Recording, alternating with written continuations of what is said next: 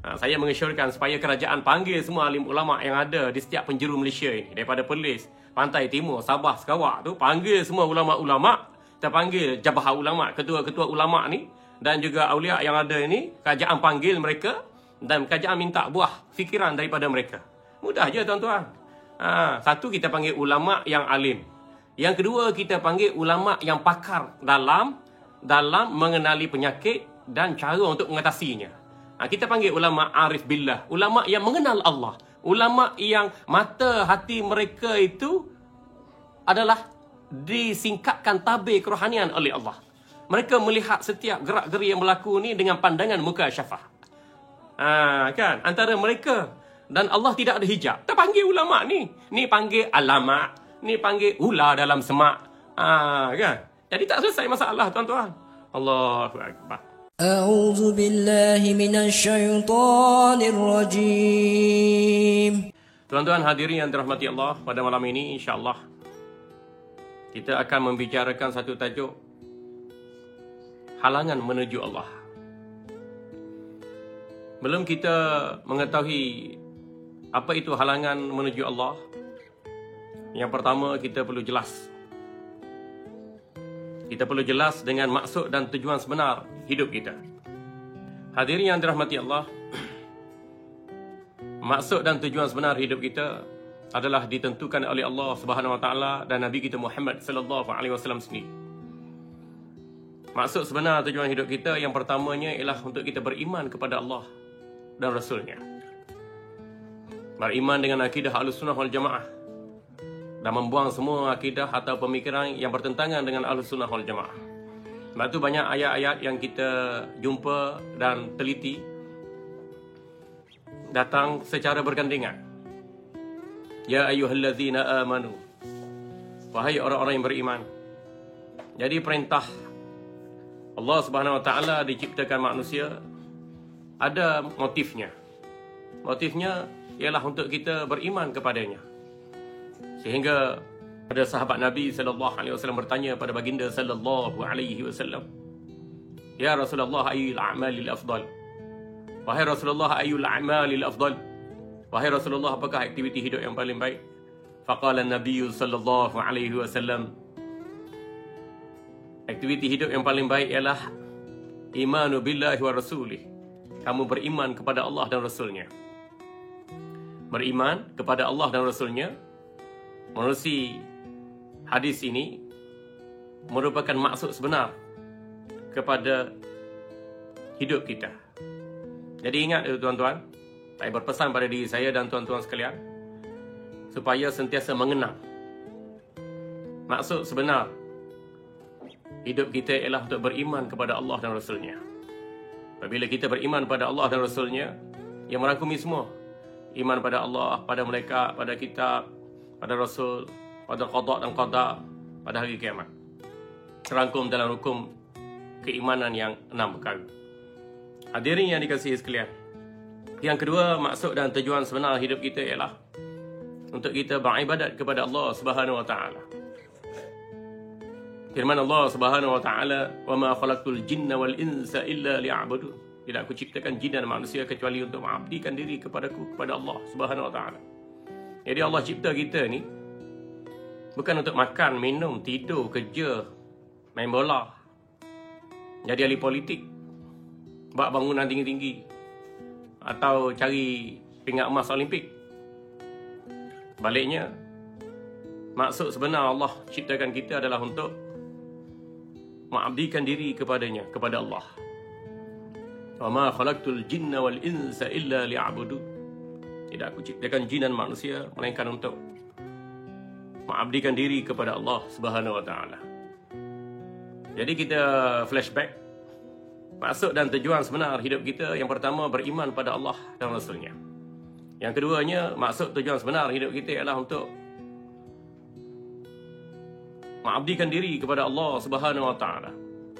Dan yang ketiga, maksud dan tujuan sebenar hidup kita ialah untuk kita berakhlak mulia, bagaimana junjungan besar kita Nabi Muhammad sallallahu alaihi wasallam. Sabda baginda sallallahu alaihi wasallam, "Innama bu'ithtu li utammima makarimal akhlaq." Hadis sahih.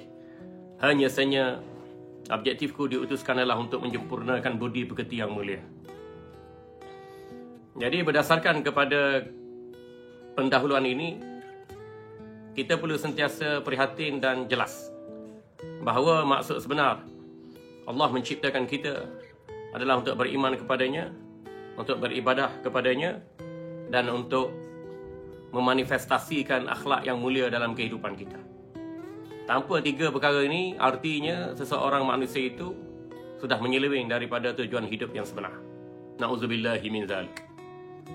Baik, dalam rangka kita untuk mencapai tujuan hidup yang sebenar ini, ialah kita terpaksa jalan dalam perjalanan menuju pada Allah. Kita ni datang dari Allah, hidup kerana Allah, dan tiba saatnya kembali pada Allah.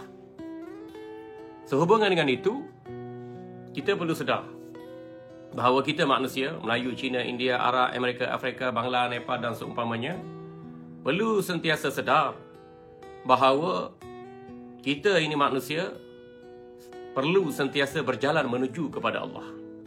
Perlu sentiasa berjalan menuju kepada Allah Subhanahu wa taala. Ya? Suka atau tidak, beriman ataupun tidak, kita terpaksa berjalan menuju kepada Allah Subhanahu wa taala. Sebab itulah istilah sufi menyebut salik. Salik ni orang yang berjalan menuju pada Allah.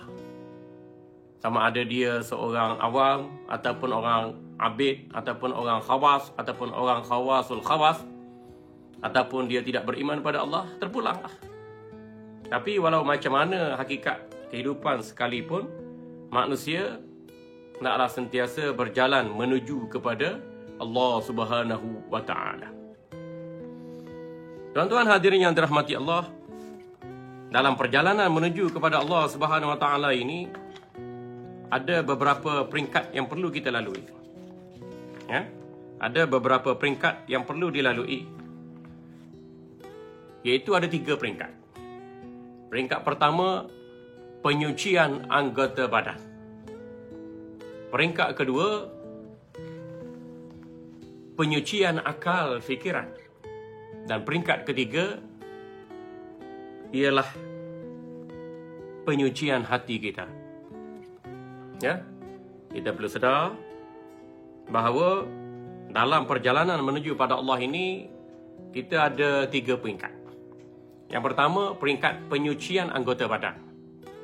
Kena cuci mata, tangan, telinga, kaki, perut, kemaluan dan kulit daripada perkara yang dimurkai oleh Allah, perkara yang dilarang oleh Allah, atau daripada perkara yang diharamkan oleh Allah dan Rasulnya. Ya? Sama ada larangan itu bersifat larangan yang haram, ataupun larangan itu bersifat larangan yang makruh, maka kita perlu berusaha untuk menjaga panca indera kita ini daripada melakukan perbuatan yang haram atau yang makruh, yang mana haram dan makruh ini dilarang atau dibenci oleh Allah Subhanahu wa taala. Tuan-tuan hadirin, kenapa kita perlu jaga panca indera kita yang 7 ini daripada melakukan maksiat dan kedurhakaan kepada Allah? Kerana kita sedar bahawa mata, tangan, telinga, kaki, kulit, perut, kemaluan kita itu bukan kita buat sendiri. Bukan kita beli kat kedai. Bukan kita beli kat Shopee atau Lazada. Sebaliknya, panca indera yang ada pada kita itu merupakan anugerah daripada Allah Subhanahu wa taala. Sebab tu kita perlu guna anggota badan kita ini kepada perkara yang disukai lagi diredai Allah Subhanahu wa taala. Kalau kita sendiri buat mata, tangan, kaki, perut, kulit, kemaluan kita, mungkin kita boleh buat apa yang kita suka, buat apa yang kita seronok, kan? Tapi hakikatnya panca indera yang ada pada kita ini semuanya merupakan anugerah Allah Subhanahu wa taala pada kita. Jadi perlu kita gunakan sebaik-baiknya dalam mencari keredaan Allah Subhanahu wa taala.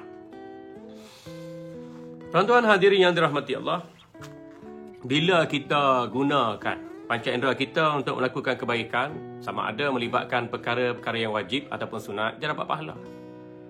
Apabila kita menggunakan panca indera yang Allah kurniakan pada kita ini pada perkara yang dosa dan maksiat, maka kita dapat dosa. Pahala, kita boleh nikmat di syurga. Kerana kita yakin ada kehidupan setelah kematian kita. Dosa, kita akan diseksa dan diazab oleh Allah di dalam neraka. Kerana kita yakin dan percaya bahawa setelah kita mati tutup mata masuk liang lahat, ada azab dan perhitungan menanti kita. Jadi kita hendaklah sentiasa prihatin dan waspada berkaitan dengan penggunaan panca indera yang Allah kurniakan pada kita. Mata, tangan, telinga, kaki, perut, kulit, kemaluan ini bukan kita cipta sendiri. Bukan mak bapak kita yang kasih. Bukan kerajaan kita yang beri subsidi. Sebaliknya, anggota panca indera 7 yang ada pada kita ini merupakan anugerah Allah. Dan Allah beri pinjam, beri amanah sekejap je kepada kita. Dan Allah melihat dan memantau bagaimanakah cara kita mempergunakannya. Dan suatu ketika nanti kita akan disoal oleh Allah terhadap segala nikmat yang dikurniakannya. Summa latus'alunna yawma idzin 'anil na'im. Kemudian, latus'alunna, kamu pasti akan disoal oleh Allah Subhanahu wa taala. Yauma idzin, pada hari akhirat nanti, 'anil na'im, tentang segala kenikmatan yang telah kamu perolehi dan gunakan. Jadi beringatlah kita tuan-tuan. Walaupun kita ni ustaz, walaupun kita ni doktor, qadi ke, mufti ke, menteri ke, sultan ke, raja ke, profesor ke, kaya ke, businessman ke, datuk, datin, tan sri ke, beringat baik-baik bahawa kita adalah khalifah Allah di muka bumi. Allah ciptakan kita untuk beriman padanya. Allah ciptakan kita supaya kita abdikan diri kepadanya. Allah ciptakan kita supaya kita sentiasa hidup dengan berakhlak mulia. Dan kita perlu ingat sentiasa bahawa kita ini sebagai hamba, sebagai manusia, dicipta dalam keadaan serba-serbi lemah. Maka kita perlu sentiasa berjalan menuju pada Allah Subhanahu wa taala. Dengan sekujur tubuh, ada jasad, nafsu, akal dan roh, diberikan petunjuk oleh seorang Nabi dengan membawa kitab suci Al-Quran. Maka hadaplah hati kita, wajah kita, kehidupan kita untuk menjejaki segala hidayah yang dikurniakan. Dan berjalanlah menuju pada Allah dengan 3 peringkat. Peringkat pertama, kita perlu menyucikan 7 anggota zahir kita itu dengan petunjuk ini. Guna mata, tangan, telinga, kaki, kulit, kemaluan perut mengikut petunjuk daripada kitab Allah dan Rasulnya. Yang dihurai, yang diberi pencerahan pula oleh para ulama. Supaya kita sampai kepada Allah Subhanahu wa taala. Peringkat yang kedua, peringkat penyucian akal fikiran. Kalau kita hari-hari berganti minggu, berganti bulan, berganti tahun duk fikir nak makan, duk fikir nak minum, duk fikir nak tidur, duk fikir nak bangun, duk fikir nak bersukan, duk fikir nak cari reta, duk fikir nak kejar pangkat. Sampai bila tuan-tuan? Umur semakin lama semakin habis. Nyawa semakin lama semakin tipis. Rezeki semakin lama semakin berkurang. Tenaga pun semakin menyusut. Jadi, cuba perbetulkan persepsi pemikiran kita. Tak hala tuju kehidupan kita. Tak dapat tidak kita kena berjalan menuju pada Allah. Sucikan 7 anggota panca indera. Yang kedua, suci fikiran kita daripada fikiran kebendaan, daripada fikiran keduniaan, supaya kita sentiasa berfikir untuk berjalan menuju Allah. Nah, sebab itulah Allah Subhanahu wa taala kurniakan Islam sebagai panduan hidup kita. Dalam Islam tu ada iman, dalam Islam tu ada syariat, dalam Islam tu ada akhlak. Inilah wacana kehidupan yang sebenar yang ditunjukkan oleh Allah Subhanahu wa taala. Ihdinas siratal mustaqim, hidup di atas jalan yang lurus. Tuan-tuan hadirin yang dikasihi sekalian. Yang ketiga, peringkat perjalanan menuju Allah yang ketiga ialah penyucian hati. Hak tadi kita jelas dah tentang peringkat perjalanan yang pertama berkaitan dengan anggota yang zahir. Rezeki yang zahir, digerakkan oleh anggota yang zahir. Tetapi rezeki yang batin itu digerakkan oleh anggota yang batin. Kombinasi pada tubuh pada manusia ini jadi pada dua unsur. Yang pertama zahir, yang kedua batin. Yang zahir mata, tangan, telinga, kaki, kulit, kemaluan dan lain-lain komponennya. Kita nampak, kita boleh bergerak. Tapi hati-hati, kita kena jaga. Jaga dalam melakukan perkara yang mendatangkan pahala dan kerajaan Allah. Dan kita juga kena jaga panca indera kita daripada melakukan perkara yang dilarang dan dibenci oleh Allah dan Rasulnya sallallahu alaihi wasallam. Di sini kita boleh timbang tara kehidupan kita. Hari berganti minggu, ganti bulan dan tahun, kita guna panca indera kita ni kepada perkara yang Allah suka dan redha, atau kita gunakan panca indera kita ni pada perkara yang Allah keji dan murka. Tepuk dada, tanyalah iman dan takwa. Kalau tepuk dada tanya selera tu, makan kenyang tidur. Makan kenyang tidur. Makan kenyang tidur. Tepuk dada tanya selera. Kita ni tepuk dada tanya iman dan takwa. Makan kenyang kalau haram, apa gunanya? Tidur pun dalam keadaan kita lalai, tidur tak boleh pahala. Ya? Kalau kita bersukan sekalipun nak jaga kesihatan. Bila sihat, tak semayang, tak zikir, tak baca Quran, tak bangun tahajud, tak salat duha, tak bertaubat, tak bersyukur, tak berselawat. Apa guna nikmat kesihatan tu? Sebab tu banyak diulang-ulangkan ayat. Fabi ayyi ala'i rabbikuma tukadziban. Jin dan manusia, nikmat manakah yang kamu dustakan itu? Allah tanya, nikmat yang besar ke? Nikmat yang sederhana ke? Atau nikmat yang kecil ke? Datuk Ali Nujum, sila jawab. Jangan temberang. Kita lah yang akan jawab tu. Ya? La tus'alunna yawma idzin 'anil na'im. Kamu pastikan dipersoalkan oleh Allah terhadap segala nikmat yang dikurniakan oleh Allah kepadamu. Bagaimana kamu peroleh dan bagaimana kamu mempergunakannya. Ingat dan waspadalah dalam perjalanan menuju ke akhirat. Dua perkara. Satu, kita kena sucikan panca indera kita daripada perkara yang dimurkai oleh Allah Subhanahu Wa Taala dan dilarangnya. Yang keduanya, kita perlu menyucikan akal fikiran kita daripada berfikir, daripada merancang, daripada lintasan-lintasan yang boleh membahayakan kita, mencelakakan kita, menjerumuskan kita pada perkara dosa dan maksiat atau permusuhan. Dan kita juga harus memandu akal fikiran kita untuk sentiasa berfikir, melakukan kebaikan, mencari idea, melakukan penambahbaikan ataupun muhasabah dalam perjalanan menuju Allah. Dan yang ketiga, peringkat perjalanan menuju Allah yang ketiga ialah suci hati. Tersuci hati. Nak suci hati dengan apa? Minum klorak. Nak suci hati dengan apa? Minum sabun. Nak suci hati dengan apa? Pakai Febreze. Kan? Al-Mampus lah jawabnya. Baliknya penyucian hati. Hati ni, hati spiritual. Hati yang batin. Hati yang ada dalam dada kita. Hati yang bersifat latifatul rabbaniyah. Deria ketuhanan yang halus yang ada dalam setiap jiwa manusia, supaya merasai kewujudan Allah, kebesaran Allah, keagungan Allah. Itu yang terangkum dalam firman Allah, wala in sa'altahum man khalaqas samawati wal arda la yaqulunna Allah. Jika ditanyakan pada manusia, siapakah yang menciptakan 7 petala langit dan bumi? Nescaya manusia dan jin itu akan berkata, Allah yang menciptakannya. Tapi sama ada kata-kata itu dengan penuh keimanan, dia benar-benar menyaksikan asyhadu an la ilaha illallah Muhammad Rasulullah.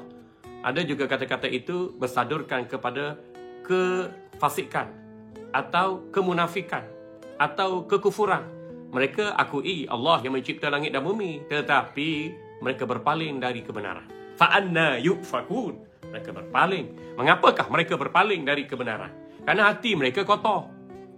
Hati musyrikin Mekah, hati umat Nabi Nuh, hati umat Nabi Syuaib, hati umat Nabi Yahya, Nabi Zakaria, hati umat Nabi Isa, hati umat Nabi Musa. Kenapa mereka berpaling dari jalan Allah? Karena hati mereka kotor. Hati dipengaruhi nafsu yang jahat. Hati dipengaruhi was-was dan pujuk rayu daripada syaitan.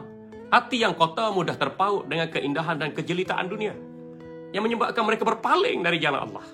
Mereka tak fokus dalam mencapai tujuan hidup yang sebenar, untuk beriman pada Allah, untuk beribadat pada Allah, untuk berakhlak sebagaimana akhlak baginda sallallahu alaihi wasallam. Jadi mereka tak capai Rabbana atina fid dunya hasanah. Tak capai kebahagiaan hidup di dunia, tak capai keharmonian hidup di akhirat. Sebab apa? Sebab hati mereka kotor. Jadi, dalam perjalanan menuju kepada Allah, ringkasnya ada 3 pemeringkatan. Peringkat pertama, kena suci 7 anggota yang zahir. Yang kedua, kena suci akal fikiran kita. Yang ketiga, kena suci hati kita. Nak suci hati ini mudah je. Suci hati ini mudah je. Bila kita beriman pada Allah, hati bersih. Satu Nabi SAW bersabda tadi, bila sahabat radhiyallahu anhu menanyakan baginda sallallahu alaihi wasallam, ya Rasulullah, ayyul a'malil afdal? Wahai Rasulullah, apakah aktiviti hidup yang paling baik? Faqala Nabi sallallahu alaihi wasallam, al-imanu billahi wa rasulih.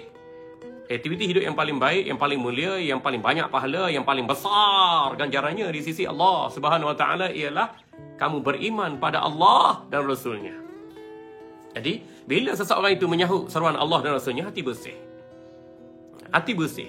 Karena keimanan itu mempatrikan kalimah suci, kalimah tayyibah, kalimah ikhlas, kalimah tauhid. La ilaha illallah Muhammadur Rasulullah sallallahu alaihi wasallam. Bila masuk la ilaha illallah Muhammadur Rasulullah sallallahu alaihi wasallam, hati manusia yang kafir, yang kotor, yang keras, yang hitam itu menjadi bersih. Betul, orang beriman tu dia berjaya. Orang beriman tu dia menjadi mulia. Kerana masuk kalimah la ilaha illallah dalam hati, hati jadi bersih, hati jadi bercahaya. Apabila seseorang itu melakukan amal ibadat yang disukai lagi diridai Allah Subhanahu Wa Taala dan mentaati segala seruan Allah dan Rasulnya sentiasa. Tuan-tuan hadirin yang dirahmati Allah Subhanahu Wa Taala. Inilah 3 peringkat perjalanan seseorang tu menuju pada Allah. Ya, jangan kita sesekali lalai dan alpah. Yalah, kita jadi cikgu ke, jadi menteri ke, jadi askar ke, jadi polis ke, jadi grad penghantar makanan ke, jadi apa? Kita kata jadi main bola ke, jadi businessman ke, jadi ahli politik ke, lawyer baru, lawyer buruk ke, ingat baik-baik. Kita sedang berjalan menuju pada Allah. Sama ada kamu Hindu, kamu Buddha, kamu Kristian, kamu Yahudi, kamu etis pun, kamu ingat baik-baik bahawa kita semua manusia, kita adalah hamba. Kena sedar bahawa kita perlu berjalan menuju pada Allah Subhanahu wa taala. Tuan-tuan hadirin yang dirahmati Allah Subhanahu wa taala. Dalam perjalanan menuju pada Allah Subhanahu wa taala ini ada banyak halangannya dan cabaran yang menanti kita. Halangan yang pertama ialah halangan ilmu dan ma'rifah. Halangan penguasaan terhadap ilmu dan ma'rifah. Ya? Halangan yang kedua ialah halangan taubah. Payah nak taubat, payah nak kembali pada Allah. Ya? Halangan yang ketiga ialah halangan melakukan amal ibadat. Ya? Halangan dalam melakukan amal ibadat. Ya? Dan halangan yang keempat ialah halangan istiqamah. Ya, halangan istiqamah. Ya, ini antara 4 halangan utama dalam menghalang seseorang menuju pada Allah. Baik, kita pergi kepada halangan ilmu dan ma'rifah. Ya, seseorang yang berjalan menuju pada Allah, ya, dia perlu menguasai ilmu dan ma'rifah. Kerana jika dia tidak ada ilmu dan tidak mengenal hakikat sesuatu perkara, maka sukar baginya untuk memperjalankan dirinya dalam perjalanan menuju Allah. Kerana perjalanan menuju Allah itu mengandungi tuntutan. Tuntutan pada perkara yang wajib, tuntutan pada perkara yang sunat. Jadi bagaimana seseorang itu untuk melakukan tuntutan yang wajib atau sunat kalau dia tak memahami sesuatu arahan daripada Allah dan Rasulnya? Bagaimana kita nak bekerja dengan kerajaan kalau tak memahami arahan perkhidmatan awam? Bagaimana kita nak bekerja dengan universiti? Bagaimana kita nak jadi pensyarah yang baik? Bagaimana kita nak menjadi pekerja yang cemerlang, gemilang dan terbilang? Kalau kita gagal memahami misi, visi, objektif syarikat di tempat kita bekerja itu. Ya? Tuan-tuan hadirin yang dikasihi sekalian. Jadi, Tak dapat tidak penguasaan ilmu dan mengenal hakikat. Perjalanan kita menuju pada Allah itu membantu kita untuk kekal, fokus dalam perjalanan supaya kita sampai keretaannya. Baik, Imam Ghazali rahimahullah menjelaskan, fahazihil awwalu aqabatin istaqbalathu fi tariqil ibadah. Maka ini merupakan halangan yang pertama bagi seseorang yang menghadapkan perjalanan dirinya menuju pada Allah. Wahiyya aqabatul ilmi wal ma'rifah. Iaitu halangan penguasaan ilmu dan ma'rifah dan mengenal hakikat sesuatu perkara. Ini masalah kita. Nak berjalan menuju pada Allah, nak beriman, nak beramal, nak berakhlak mulia dalam perjalanan menuju pada Allah, tapi tak ada ilmu. Buat amal tanpa ilmu di dada, Allah tak terima amalan kita.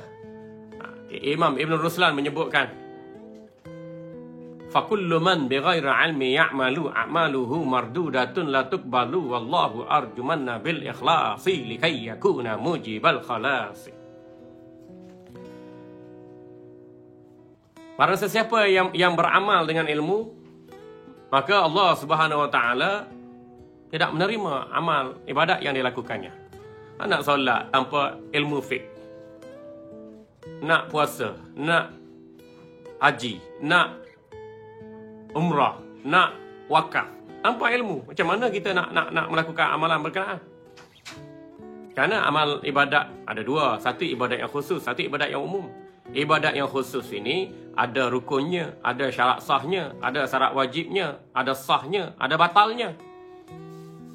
Kerana ia berdasarkan pada panduan syarak. Satu lagi ialah ibadat yang umum. Ibadat yang umum ni ibadat yang biasa kita lakukan. Asalnya adat. Tapi bila kita niat sebagai ibadat, dibuat dengan cara yang betul, maka ia mendatangkan pahala bagi kita. Mandi, asalnya adat. Mandi, makan nasi, riadah, asalnya adat. Tapi kita niat. Mandi kita, makan kita, kerja kita, riadah kita itu, kita niat sebagai ibadah dan kita lakukan menurut piawaian syarak, maka kita dapat pahala bila kita melakukannya. Orang alim mandi boleh pahala, orang alim tidur boleh pahala, orang alim dia riadah pun boleh pahala. Kan? Tapi bagi orang jahil, riadah semata-mata kerana adat. Tengok orang jogging pagi-pagi, kita jogging. Kan? Tengok orang apa nama ni, jalan kaki, kita jalan kaki. Tengok orang naik basikal, kita naik basikal. Lepas tu kita naik basikal, jalan kaki, jogging, tak niat ibadat pun. Bahkan bila kita naik basikal, kita pakai ketat, padat, sentat. Sebab hati kita dah lama berkarat. Tak nampak panduan hukum syarak, maka kita tak mampu menjalankan diri kita dalam perjalanan menuju akhirat. Ini kita katakan buta akhirat. Sebab apa? Sebab hati kotor. Sebab hati kotor, kita buta akhirat. Kalau kita mengenal hakikat iman, amal dan akhlak, maka kita sentiasa menjadi orang yang celik akhirat. Jadi orang cerdik itu orang celik akhirat. Sebab itu dia melakukan amalan bagi menghadapi hari-hari setelah kematian. Nabi SAW bersabda, Al-kayyisu man dana nafsahu wa amila lima ba'dal maut. Wasafih man ittaba'a hawaha wa tamanna 'ala Allah. Hadis sahih. Orang cerdik di kalangan umatku ialah orang yang sentiasa merendah diri dan melakukan amalan bagi menghadapi hari-hari sesudah kematian. Nah, yang bodoh di kalangan umatku ialah orang yang sentiasa mengikuti hawa nafsu dan berangan-angan untuk memasuki syurga. Na'udzubillahi min zalik. Baik, tuan-tuan yang dikasihi sekalian. Sedar itu ya. Yang pertama, halangan untuk kita berjalan menuju pada Allah ialah halangan ilmu. Ilmu yang utama kita pelajari ialah ilmu fardhain, ilmu akidah, ilmu fiqh, ilmu tasawuf. Ini ilmu kita panggil ilmu fardhain. Wajib kita belajar. Tak belajar berdosa. Bila kita Islam, bila kita baligh, bila kita berakal, maka wajib kita kena mengaji akidah. Kuasai ilmu akidah. Akidah Ahlussunnah Jamaah mudah je. Dia ada 4 topik je. Yang pertama tentang ketuhanan. Yang kedua tentang kenabian. Yang ketiga tentang sam'iyat, benda-benda gaib. Yang keempat tentang dimensi, aliran, pemikiran Islam.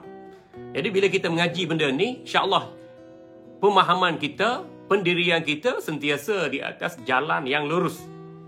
Bagaimana yang dikehendaki Allah Subhanahu Wa Taala dalam suratul Fatihah. Kalau tak belajar, macam mana nak kenal Allah? Nak kenal Allah, zat Allah, sifat Allah, perbuatan Allah, nama-nama Allah, perintah Allah, larangan Allah. Bagaimana kita nak berjalan menuju Allah kalau kita tidak mengenal Allah? Itu yang dikatakan ma'rifatullah awwaluddin. Ma'rifatullah, kata ulama. Awal mula urusan kehidupan manusia itu bermula dengan mengenal Allah Subhanahu Wa Taala.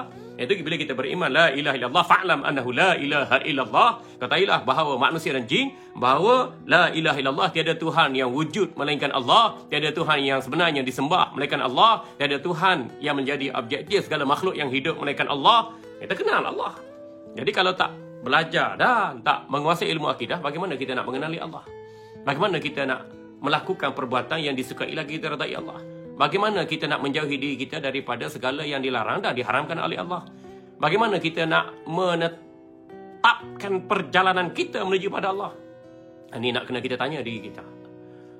Bagaimana dengan akidah kita kalau tak belajar, berguru, berkitab, berdalil Al-Quran, berdalilkan kepada hadis?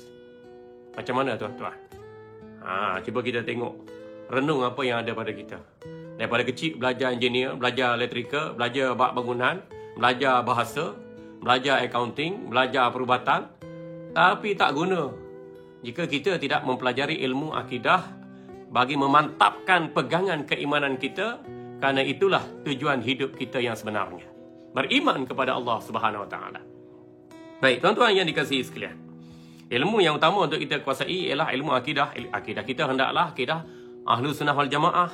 Dalam jajaran akidah Ahlus Sunnah wal Jamaah itu, kita memfokuskan tentang ketuhanan Allah terlebih utama.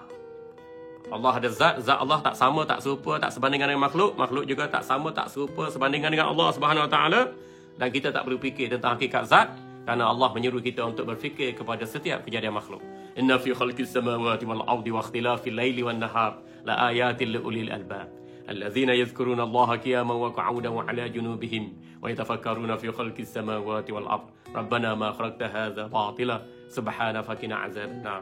Tuan-tuan hadirin, ayat ini jelas membuktikan kepada kita bahawa Allah menyuruh kita untuk sentiasa melihat kepada makhluk ciptaan Allah Subhanahu Wa Taala.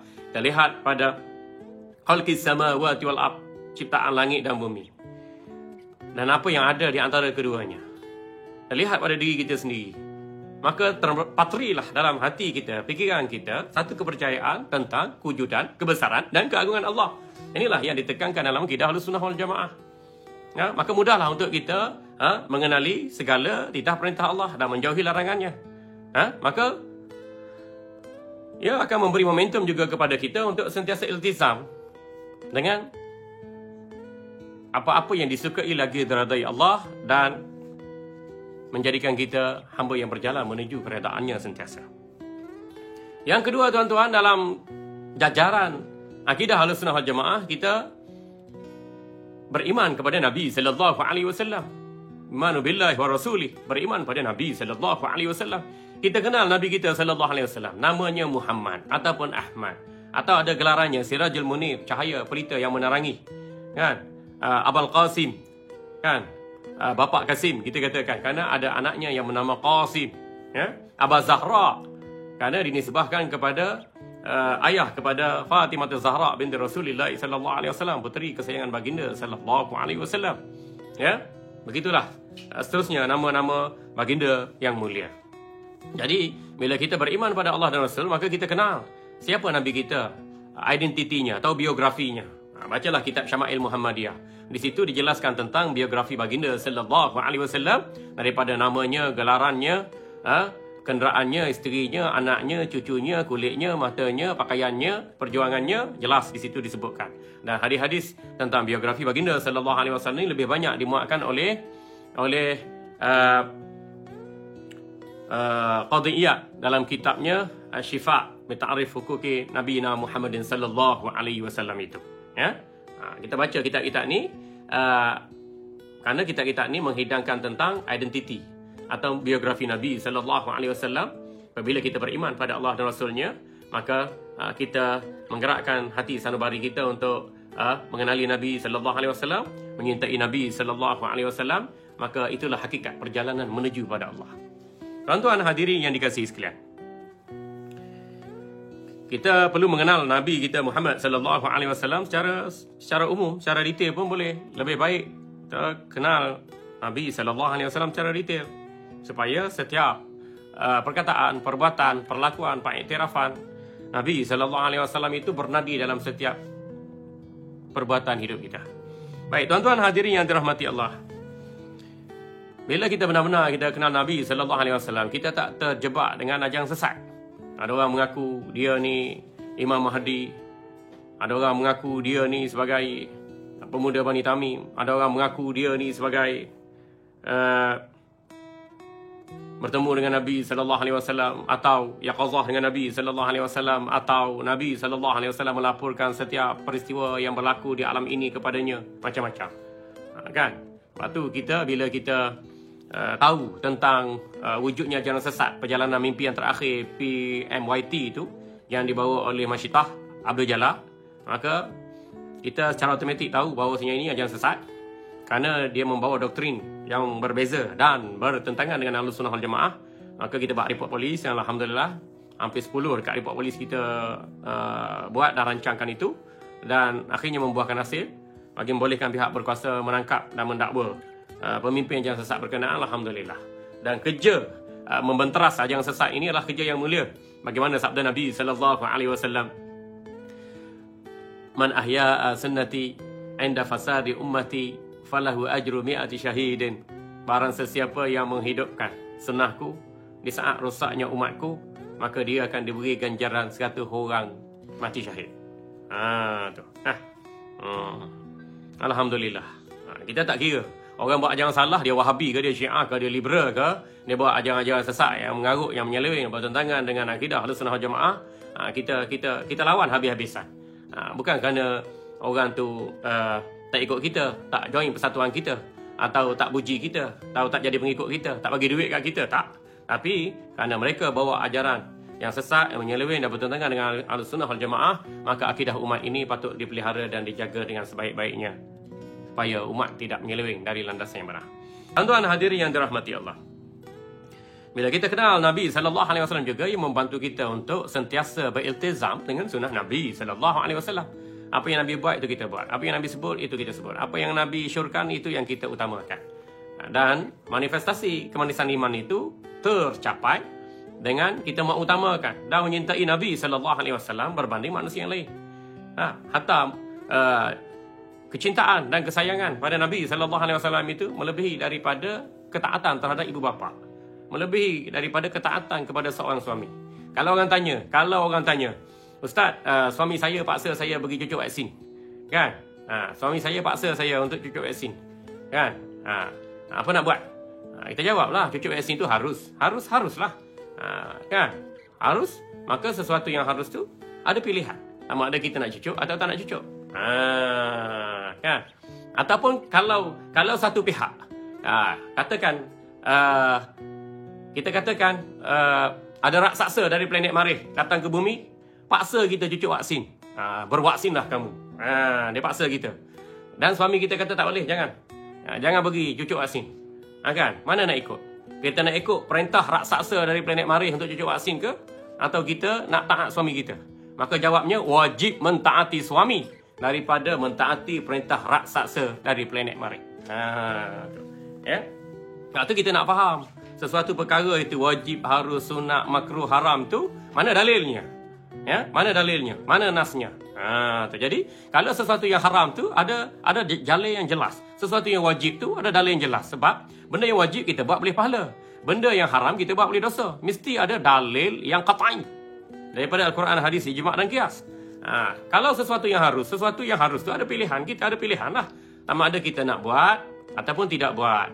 Bila kata ada pilihan tu, sukarela lah kita. Kalau kita sukarela, silakan. Kalau kita tak mau, terpulanglah, kan? Tu, ya. Sesuatu yang harus kita katakan harus kita boleh ada pilihan sama ada nak buat atau tidak membuat, kan? Tapi dalam konteks usul fiqh, dalam konteks usul fiqh, sesuatu yang harus ni tidak ada dalil yang qat'i, kan? Tidak ada dalil yang qat'i menyuruh atau tidak ada dalil qat'i yang melarang. Jadi kerana ketiadaan dalil bercirikan sedemikian, maka ia sesuatu yang harus. Jadi harus kita pilih. Kalau kita rasakan benda tu baik, kita buat dan akhirnya kita dapat pahala. Kalau kita rasa benda tu tak baik, mudarat, dan kita tak buat, kita dapat pahala kerana mengelakkan diri daripada mudarat. Jadi kita ada pertimbangan yang wajar. Ya? Mudah je kaedah ni. La ta'atu li makhluqin, la ta'ata li makhluqin fi maksiatil khaliq. Tidak boleh kita mentaati seseorang, tidak boleh kita mentaati seseorang dalam melakukan kemaksiatan pada Allah Subhanahu wa taala. Baik. Jajaran ilmu Ahlussunnah yang ketiga ialah kita beriman kepada perkara-perkara yang sam'iyat, perkara yang ghaib yang kita dengar-dengar melalui Quran, melalui hadis Nabi sallallahu alaihi wasallam saja. Kita tak ada pengalaman, kita tak boleh nak kaji. Tak boleh nak kaji tentang azab kubur, tak boleh nak kaji tentang syurga, tak boleh nak kaji tentang neraka, tak boleh nak kaji tentang malaikat, tentang jin, tentang syaitan, tentang nafsu, tentang iblis. Kan? Benda tu tak nampak tengok, tapi hakikatnya ada. Yang menjelaskan keberadaan perkara-perkara demikian ialah dalil daripada Al-Quran, dalil daripada hadis Nabi sallallahu alaihi wasallam. So kita dengar, kita faham, kita percaya, dah baik bagi kita. Itulah yang dikatakan sam'iyat. Dengar, faham, percaya dan yakin dalam hati. Kerana sam'iyat adalah bahagian daripada keimanan pada Allah Subhanahu wa taala. Ya? Nah, bagi orang liberal, orang sekular, dia kata apalah nak percaya benda-benda yang khurafat, benda yang tahyul, benda yang mistik. Ini bukan mistik, bro. Ini bukan mistik, sis. Ini reality. Reality yang dijanjikan oleh Allah Subhanahu Wa Taala dan Rasulnya.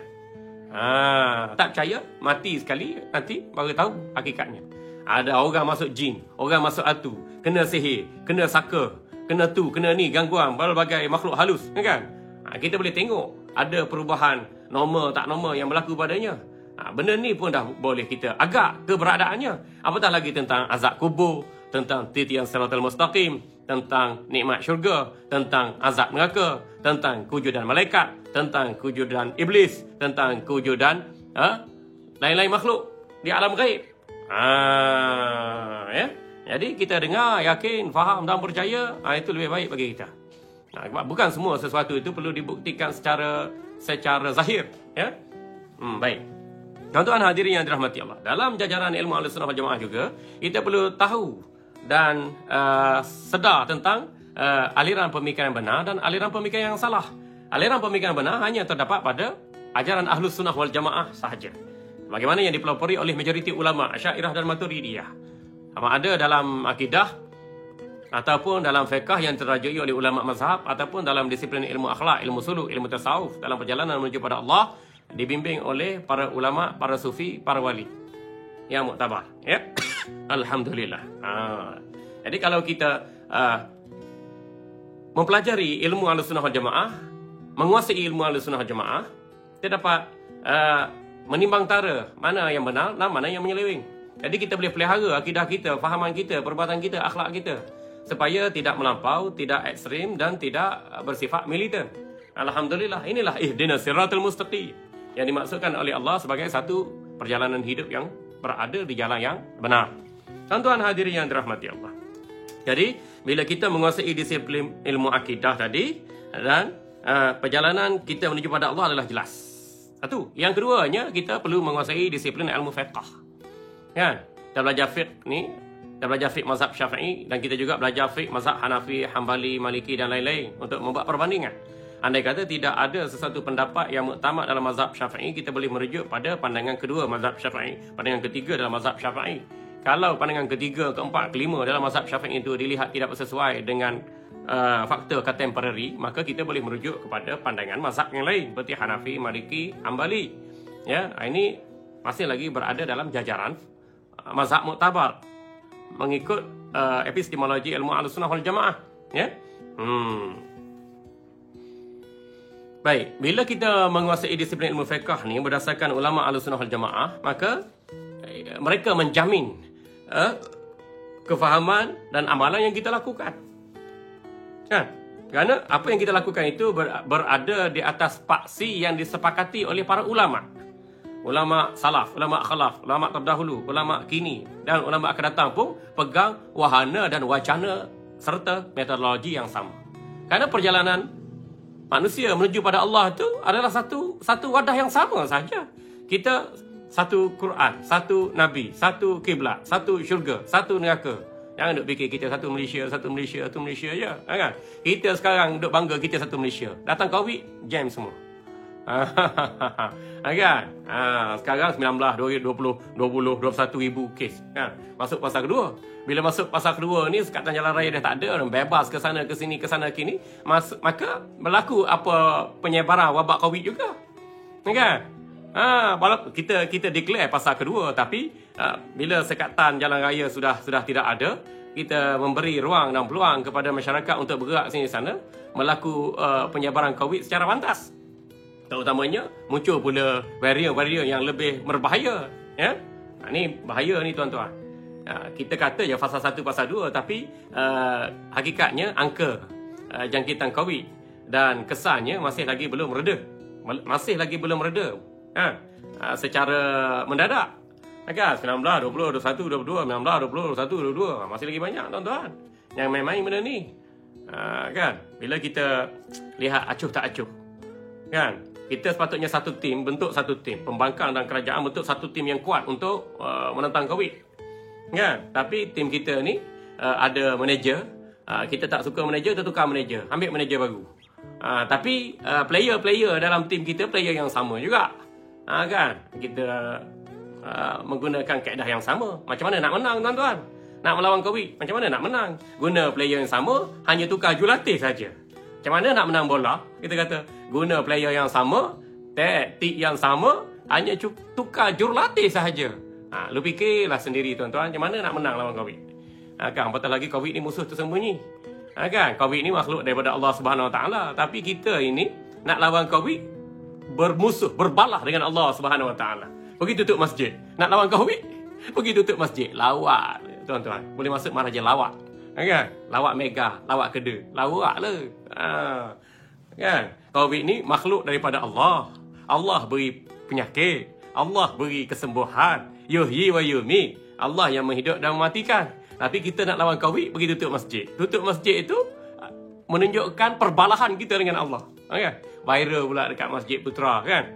Masjid Putra di negeri Isketam Bola. Dekat dengan negeri Isketam Batu. Dan Isketam Angin. Kan?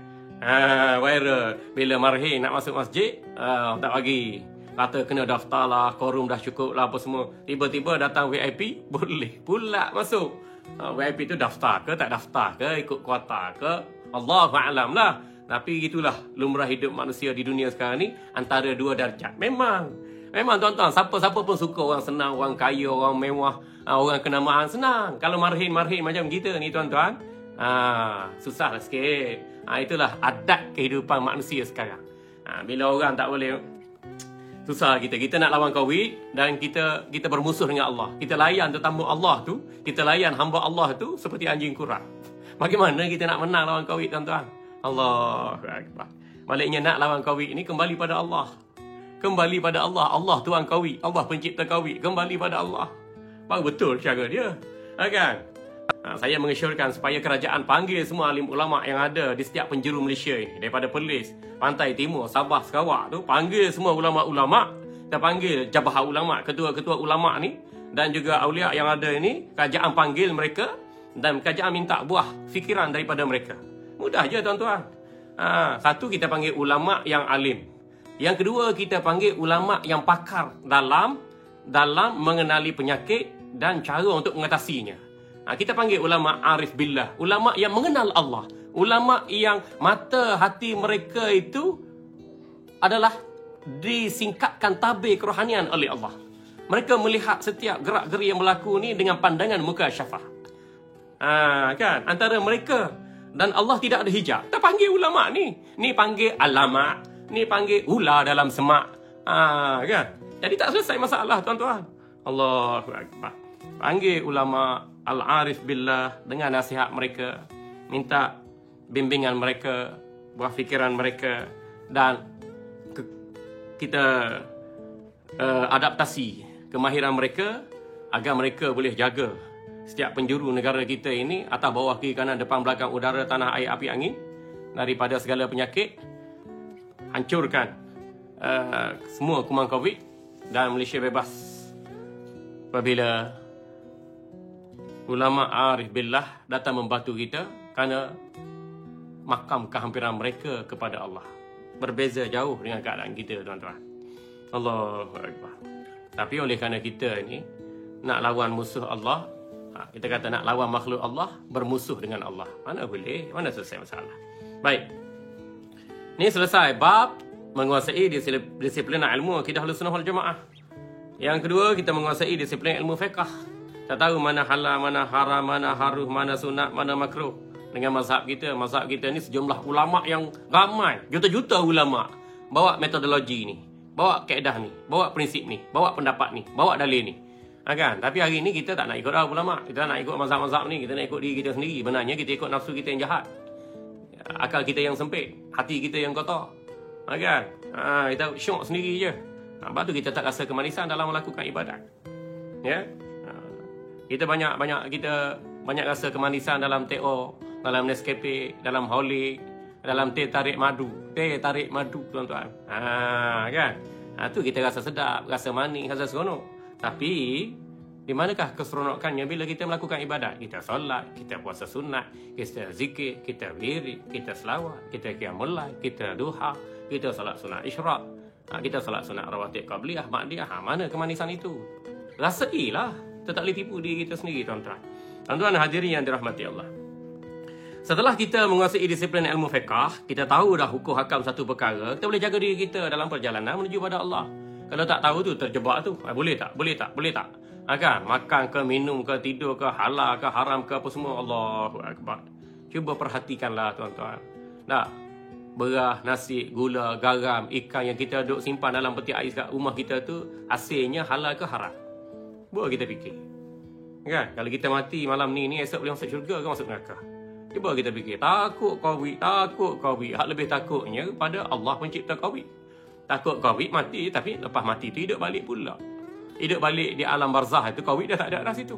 Situ nak bawa apa, tuan-tuan? Kalau kita boleh bawa ringgit Malaysia, diterima ringgit Malaysia itu untuk menyelamatkan diri kita di alam barzah, silakan. Simpan banyak-banyak ringgit Malaysia. Ringgit ditutup lemah berbanding dolar Amerika. Tak boleh nak simpan pula kita. Kalau kita rasa kita ni handsome, cantik, lawa, kita bawalah kejelitaan atau ketampanan kita untuk berhadap dengan Allah, untuk menyelamatkan diri kita daripada azab di barzakh. Silakan. Kalau kita kata kita ni keturunan raja, keturunan Wan, keturunan Datuk, keturunan Long, keturunan Said, atau keturunan yang mulia-mulia yang lain, bawalah darjat keturunan yang mulia itu untuk bertemu dengan Allah. Tak laku, tuan-tuan. Tak boleh nak selamatkan diri kita daripada neraka. Tak boleh nak beli segala nikmat di syurga. Bawa harta yang banyak, tuan-tuan. Harta berjuta, intan permata, buat rumah batu, banglo yang besar-besar tu. Buat pasport yang banyak-banyak tu, kita kata. Boleh? Tak boleh, tuan-tuan. Tak boleh nak menyelamatkan diri kita daripada alam barzah. Tak boleh nak menyelamatkan diri kita daripada azab neraka. Atau tak boleh membeli segala nikmat yang Allah janjikan dari syurga. Harta, tahta, kuasa, rupa dan glamour hanya alat semata-mata. Tapi bagaimana kita menggunakan alat itu untuk memantapkan perjalanan kita menuju pada Allah. Fikir, tuan-tuan. Tuan-tuan hadirin yang dirahmati Allah, yang ketiga, ilmu yang perlu kita kuasai yang ketiga ialah ilmu tasawuf, atau ilmu kerahnian, atau ilmu penyucian jiwa. Ya? Kita kena belajar ilmu tasawuf. Wajib belajar ilmu tasawuf, kerana tasawuf membicarakan soal perjalanan menuju pada Allah. Tasawuf menganjurkan kita agar sentiasa bermuhasabah, sentiasa bertaubat kepada Allah. Bila kita buat salah, silap, dosa dan noda dengan mata, tangan, telinga, kaki, kulit, kemaluan kita, maka kita kembali pada Allah dengan bertaubat. Kan? Barulah kita boleh konsisten melangkah, berjalan menuju kerajaan Allah. Tapi kalau kita melakukan dosa dan maksiat tanpa disertai dengan taubat, kita makin jauh dengan Allah. Hidup dalam keadaan dimurkai oleh Allah. Maka jadilah kehidupan itu maghdub, dimurkai oleh Allah. Waladhdallin, dan golongan yang sesat. Kita sebenarnya dianjurkan oleh Allah nak hidup di atas jalan yang lurus. Tak nak dimurkai oleh Allah, tak nak hidup di atas jalan yang sesat. Tapi bila kita tidak mempelajari ilmu tasawuf, tidak menguasai disiplin ilmu tasawuf, bagaimana kita nak bersihkan anggota badan kita yang zahir? Nak jaga mata, nak jaga mulut, nak jaga telinga, nak jaga kemaluan, nak jaga perut daripada makanan yang haram dan syubhat. Macam mana, tuan-tuan, kalau kita tak belajar ilmu tasawuf? Orang angkat makan, Ustaz makan, tak kira halal haram dosa pahala. Ni duit Ustaz, duit ambil, tak kira dosa halal haram syurga neraka. Kan? Kalau kita nak zalim kat orang, zalim kat orang. Rampah orang, rampah orang. Kita nak dendam kau, nak bermusuh, nak mengumpat, nak mengeji, nak mencaci, nak apa saja maksiat-maksiat yang batin kita buat. Bagaimana kita nak istiqamah dalam perjalanan menuju pada Allah? Di step perjalanan yang pertama kita gagal dah, iaitu peringkat pembersihan anggota yang zahir. Ya. Yang kedua, kita nak bersihkan fikiran kita dalam perjalanan menuju pada Allah. Kalau tanpa ilmu tasawuf, bagaimana nak bersih fikiran? Kita duk fikir apa? Kita duk fikir apa? Orang politik duk fikir macam mana nak lompat parti. Bila ada undang-undang anti lompat parti, dia guna lompat kata, lompat kijang, kan? Lompat apa? Lompat jauh, lompat tinggi, lompat galah. Tahu melompat je. Dia tak tahu ketika nanti kalau kita tak melompat menuju ke syurga, sebenarnya kita sedang melompat menuju ke neraka. Fikir baik-baik tuan-tuan. Saya fikir untuk diri saya, lepas mati nak lompat syurga, nak lompat neraka, tuan-tuan pun fikir gitu juga. Jadi fikir begitu menjadikan kita yang selamat, sentiasa konsisten dalam perjalanan menuju pada Allah. Ya. Dan ilmu tasawuf ini membantu kita untuk tazkiyatun nafs, untuk menyucikan diri kita, bersih hati daripada sifat yang keji, hiasi hati dengan sifat-sifat yang terpuji. Mana bersih hati daripada sifat yang keji? Itulah takabur, riya, sum'ah, panah baran, dendam, sakit hati, asak dengki dan seumpamanya. Kena bersih. Kita hidup lagi bini, ada perasaan dendam, kita hidup lagi bini. Ada perasaan sakit hati, kita hidup lagi bini. Ada perasaan asak dengki, kita hidup lagi bini. Ada duk ngumpat dalam hati. Kan? Macam mana benda ni boleh berlaku tuan-tuan? Sebab hati kita kotor. Ada je masalah. Tak puas hati dengan laki, tak puas hati dengan isteri, tak puas hati dengan anak-anak, gaduh dengan rakan sekerja, stres dengan jiran, gaduh dengan adik-beradik. Masalah apa tuan-tuan? Bukan masalah onde-onde, lompat tikam, teri mandi. Bukan masalah bakso, miso, mi goreng Aceh. Bukan masalah apam balik ataupun apam tak terbalik. Masalahnya hati manusia yang keras, lebih keras daripada batu. Itu kita duk bergaduh, timbul je sifat-sifat keji dalam diri. Jadi, ilmu tasawuf membantu kita untuk kita menilai sifat yang ada pada hati kita sendiri. Belum kita menilai sifat terpuji atau terkeji yang ada pada orang lain. Di sisi kita, di persekitaran kita. Itu kita kena ingat tuan-tuan ya. Ilmu tasawuf lah yang bantu kita untuk membersihkan hati daripada segala sifat-sifat terpuji, membersihkan hati daripada segala sifat-sifat yang keji, dan menghiasi hati dengan segala sifat-sifat terpuji, dan supaya kita dapat merasai kewujudan, kebesaran, keagungan Allah Rabbul Jalil. Ya. Tengok COVID nampak Allah, tengok vaksin nampak Allah, tengok orang mati nampak Allah, tengok orang hidup nampak Allah, tengok doktor nampak Allah, tengok ubat nampak Allah. Tengok apa lagi tuan-tuan? Tengok peti nampak Allah, tengok gunung ganang nampak Allah, tengok orang jual cempedak nampak Allah, tengok duit nampak muka agung, kan? Tengok apa lagi tuan-tuan? Tengok duit nampak Allah, tengok emas nampak Allah, tengok apa lagi? Sebab kita sedar perjalanan kita menuju pada Allah. Kita tengok benda nampak Allah, tengok benda nampak Allah sebab hati kita bersih. Hati kita bersih daripada sifat yang keji dan dihiaskan hati dengan sifat yang terpuji. Sabar, redha, syukur, zuhud, wara'.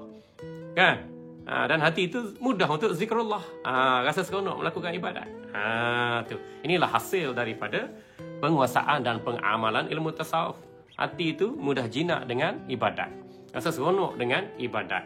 Dan rasa selesa dengan zikrullah. Dan hati menjadi bersih apabila seseorang itu berzikrullah. Ya. Baik, tuan-tuan hadirin yang dirahmati Allah. Ini halangan yang pertama perlu kita atasi. Halangan ilmu dan makrifah merupakan halangan yang pertama dalam perjalanan menuju pada Allah. Justru kita perlu menguasai disiplin ilmu, akidah Ahlussunnah Jamaah dan juga fiqh berdasarkan pada mazhab muktabar, mazhab kita mazhab Syafi'i, dan kita meraihkan mazhab yang lain. Dan kita juga perlu menguasai disiplin ilmu tasawuf, ilmu untuk kita perbaiki diri, muhasabah diri dalam perjalanan menuju Rabbul Jalil, hiasi hati dengan sifat yang terpuji. Kita hindari hati daripada segala sifat-sifat yang keji, supaya setiap ibadat yang kita lakukan benar-benar kita merasai kewujudan kebesaran Allah Rabbul Jalil, dan kita sentiasa istiqamah dalam perjalanan menuju pada Allah. Baik, tuan-tuan hadirin yang dirahmati Allah. Halangan yang kedua ialah halangan taubah. Halangan yang kedua ialah halangan taubah. Payah kita nak bertaubat pada Allah bila kita buat salah, bila kita buat silap. Bila kita dah ada ilmu, kita beramal lah. Kita ada ilmu akidah, kita ada ilmu fiqh, kita ada ilmu tasawuf, kita beramal di samping kita mantapkan diri kita dengan penguasaan ilmu agama yang lain. Kan? Kalau kita mantapkan ilmu kita dengan ilmu duniawi untuk bekerja, untuk CJ, untuk kita survive kehidupan kita aja. Kan? Kita mengajar buat engineering, mengajar electrical, kita mengajar mechanical, mengajar, kita profesor, mengajar. Bila nak pencing kita rasa kosong je. Sebab akidah kita tak ke mana. Ibadah kita tak ke mana. Perangai kita sendiri pun masih lagi di tahap yang biasa.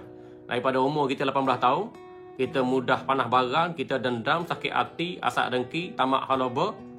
Dan seumpamanya, daripada ketika 18 tahun, sampai kita pecing umur 65 tahun, macam tu je lah. Keadaan kita tak meningkat dalam perjalanan menuju pada Allah. Rugi kita tuan-tuan. Kan? Maksudnya apa? Maksudnya apa yang kita belajar? Apa yang kita lakukan dalam bertahun-tahun dalam kehidupan kita itu akhirnya tak memberi manfaat pada kita tuan-tuan dalam perjalanan menuju pada Allah. Rugi ya. Ini yang disebutkan amal hayatud dunya illa mata'ul ghurur. Menikmati nikmat dunia dengan hawa nafsu serakah semata-mata. Lalu tidak ada pengisian kehidupan dengan cahaya iman, ilmu dan amal, maka jadilah kita hamba Allah yang rugi. Na'udzubillahi min dzalik. Tuan-tuan hadirin yang dirahmati Allah, so kena ingat halangan yang kedua dalam perjalanan menuju pada Allah ini ialah halangan taubat. Payah kita nak taubat, ya. Imam Ghazali rahimahullah mengatakan, "Fayahtaju la mahalata ila qat'iha liyasila ila ma huwa al-maqsud minha. Fayakhudha fi dzalika bi iqamati taubati bi huquqiha wa syara'itiha ila ay yaqta'aha." Maka bila kita tahu halangan nak menuju pada Allah itu dengan bertaubat, maka kita hendaklah melepasi halangan taubat berkenaan. Iaitu kita wajib bertaubat kepada Allah supaya maksud tujuan hidup yang sebenarnya itu tercapai. Tercapai bila kita bertaubat dengan melaksanakan hak-hak taubat dan syarat-syarat taubat berkenaan. Dan kita ni dosa. Kita buat dosa dengan apa? Dengan tadi lah. Dengan mata, dengan tangan, dengan telinga, dengan kaki, dengan perut, dengan kemaluan. Dosa kita tu. Dosa kita dibuat dengan anggota yang zahir. Dia mengalihkan dosa pada hati. Sebab tu hati jadi kerah, jadi karak, itan legap. Orang Kelantan kata, hati mung itan legap. Serupa patak kholi. Patak kholi itan tak menyusah kat orang. Tuan-tuan, patak kholi itan tak menyusah kat orang. Tapi kalau hati hitam, menyusah diri, menyusah pada orang lain. Dan menyusahkan masa depan dia di akhirat nanti. Di alam barzah, di neraka lagi lah tuan-tuan. Mata apa kita nak kisah, kita kata. Tak, orang kata kulit hitam macam Bangla, macam Nepal. Tak kisah. Kulit hitam tu ciptaan Allah. Tetapi kita katakan hitam-hitam kulit manusia, hitam-hitam si tampuk manggis. Walau hitam, tetap dipandang manis. Tapi hitam hati manusia lebih hitam daripada tayar kereta yang hitam, lebih hitam daripada rambut yang hitam, lebih hitam daripada semut yang hitam di atas batu hitam di waktu malam yang gelap. Fikirkanlah tuan-tuan. Tu. Ya, kerana kehitaman hati itu menunjukkan bahawa seseorang itu mendurhakai Allah dan Rasulnya, maka dia menghalang dirinya untuk melakukan ibadat, menghalang dirinya untuk merasai kemanisan ibadat, dan perjalanan menuju Allah Subhanahu Wa Taala terbantu.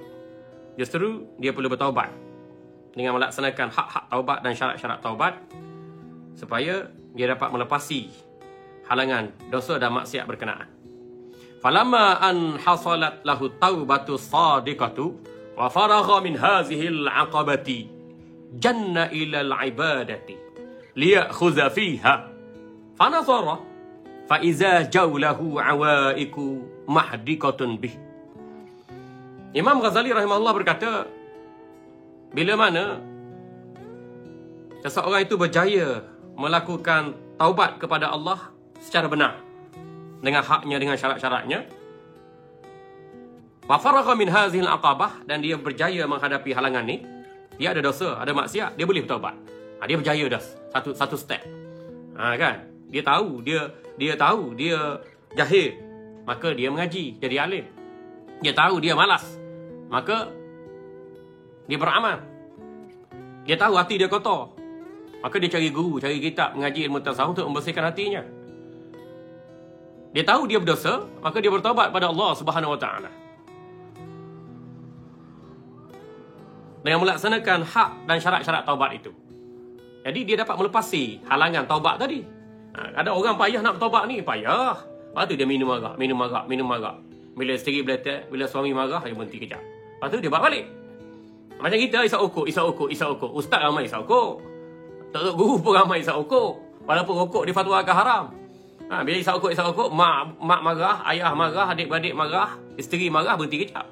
Lepas tu buat balik. Itu makna menghalang dirinya. Taubat sekejap, taubat buat balik. Taubat sekejap, taubat buat balik. Orang Kelantan panggil taubat ulu golok. Lepas taubat buat pulak. Taubat ulu golok, lepas taubat buat pulak. Tu. Agak ni pada gula. Kan? Gitulah. Kan? Tapi kalau seorang itu dia tahu dia dosa, lantas dia bertaubat pada Allah Subhanahu Wa Taala dengan taubatan nasuha, dia telah berjaya menghadapi halangan taubat berkenaan. Janna ilal ibadati. Maka ketika itu dia akan merasa rindu untuk melakukan ibadat. Bila seorang tu berdosa, dia bertaubat, dia melengkapi syarat taubat nasuha, taubat yang sebenarnya, maka dia rasa rindu untuk melakukan ibadat. Bila dia melakukan ibadat, dia rasa manis, rasa seronok, rasa sedap dia melakukan ibadat. Sebab dia taubat nasuha. Nak macam kita, cukup masa semayang. Tapi lepas semayang isap okok. Lepas tu semayang, lepas isap okok. Lepas semayang isap okok. Lap, tali lap, tak pelung. Lap, tali lap, tak pelung. Apa nak jadi? Taubat, lepas ngumpat. Lepas taubat, lepas ngumpat. Lepas taubat, popak. Apa nak jadi? Rasuah. Kena tangkap. Dapat kerja balik. Kena tangkap. Rasuah. Kena tangkap. Apa nak jadi dah? Berapa banyak rasuah dah? Kan? Sebab taubat dia tu tak sempurna. Tak melaksanakan hak dan syarat-syarat taubat. Jadi tak jadilah taubat nasuhah. Bila tak capai taubat nasuhah, dia tak rasa rindu untuk melakukan ibadat. Bahkan ibadat yang dibuat tak rasa manis pun. Manis gula, manis tebu, manis madu. Tapi manis ibadat tak rasa apa-apa. Berat. Orang kata berat nana. Bukan berat 66. Berat nana. Berat yang bergantung kepada pemberat tu. Dosa ni memberatkan kita untuk melakukan ibadat. Patutnya badan kita ringan nak melakukan ibadat tu. Semayang sunat qabliyah, semayang sunat ba'diyah, semayang sunat qabliyah muakkad, semayang sunat qabliyah ghairu muakkad, semayang sunat ba'diyah muakkad, semayang sunat ba'diyah ghairu muakkad. Tu. Nah, rasa mudah, ringan badan nak melakukan ibadat. Ini isap rokok mudah. Ringan je nak isap rokok. Ambil rokok ya cucu isap sembang. Lepas tu sambung pula. Sambung puntung orang panggil. Kan? Sambung puntung orang panggil isap rokok. Mudah dia buat maksiat. Tanda hati dia kotor. Tanda dia tak sedar dirinya itu dalam bahaya. Dalam perjalanan menuju pada Allah. Cari penyakit kita kata. Kan? Justru itu bila seseorang itu bertaubat pada Allah dengan taubatan nasuha, maka dia rasa rindu untuk melakukan ibadat. Dan lakukan ibadat tu dengan sempurna mungkin. Dah. Macam kita lah, kita kata kalau nak makan tu nak makan biar puas hati. Nak makan apa? Makan nasi dagang. Buat dengan syamak, kan? Lauk dia, nasi dia, kuah dia, sambal dia, apa lagi kita kata kan? Acar dia, kan? Di samping lauk sampingan yang lain. Makna kalau kita nak puas hati makan nasi dagang, makan nasi khabu, kita buat makanan kita tu dengan cermat. Begitu juga dalam perjalanan menuju pada Allah. Kalau kita rasa betul-betul nak berjalan menuju pada Allah, tahu lepas mati hidup balik, lepas hidup balik tu ada soal jawab dosa pahala syurga neraka destinasi kita, maka tentulah segala solat sunat kita buat dengan sebaiknya. Solat fardu lagi utama kita jaga. Dan ibadat-ibadat lain pun sentiasa menjadi fokus. Sebab Allah cipta kita untuk buat ibadat. Nampak? Tadi tujuan hidup yang sebenar tu. Allah cipta kita untuk beriman dengan Allah dan Rasulnya. Allah cipta kita untuk buat ibadat. Allah cipta kita untuk kita sentiasa berakhlak mulia. Orang nak marah, orang nak dendam, kau nak fitnah, ada duit, tak ada duit, covid ke, mati ke, bak kecil manis, kemalangan jalan raya ke, apa benda sekali fitnah yang berlaku dalam muka dunia ni, kita sentiasa berakhlak dengan akhlak mulia bagaimana Nabi kita Muhammad sallallahu alaihi wasallam. Baik tuan-tuan hadirin. Imam Ghazali kata lagi, fa iza jaulahu awaiku mahdriqatun bihi. Kan? Bila dia betul-betul melakukan taubat nasuha, maka dia rasa rindu untuk melakukan ibadat, dan ibadat yang dibuat disempurnakan sebaik mungkin, dan dia secara automatik melepasi setiap halangan-halangan dalam halangan taubat. Kullu wahidin minha ya'ukuhu amma qasada minal ibadati bidarbi minat ta'wiqi.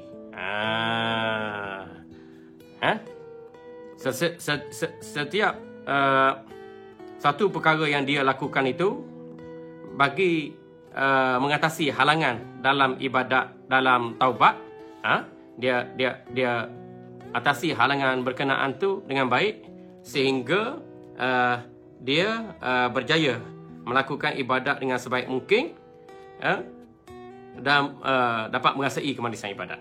Itulah. Fata'ammal fa iza hiya arba'atun. Tapi kita kena beringat bahawa dalam halangan kita bertaubat ada 4 perkara yang menjadi rintangan. Fa iza hiya arba'atun. Ada 4 perkara menjadi rintangan, iaitu ad-dunya. Pertamanya dunia, yang keduanya wal khalqu, makhluk yang ada di sekeliling kita. Yang ketiganya wasyaitanu, syaitan yang cuba menggoda dan menyesatkan kita. Yang keempatnya wan nafsu, nafsu yang bergelora di dalam dada kita.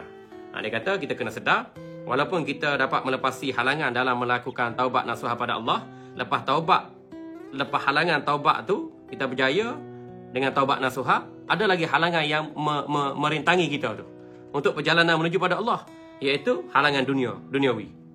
Taubat pun kena makan, kena minum, kena kerja. Duniawi. Kan? Yang keduanya wal khalqu, manusia. Kita taubat, kita nak baik.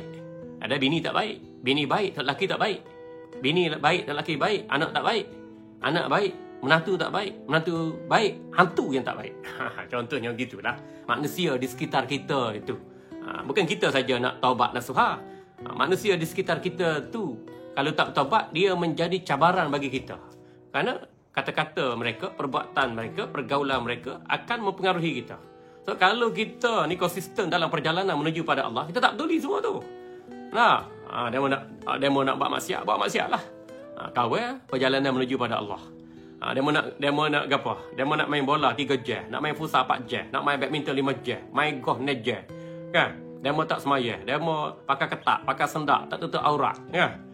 Demo nak percaya sangat pada teori konspirasi Yahudi. Silakan. Tak sesekali mempengaruhi kawan.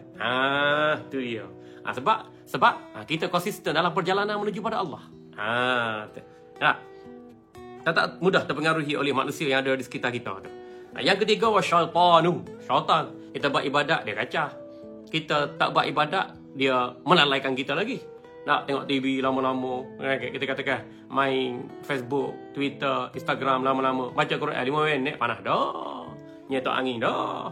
Duduk dalam majlis pengajian sakit pinggang, sakit punggung, ngantuk, letih, nguak, lapar, nak berak, kembung perut, nak pergi beli barang.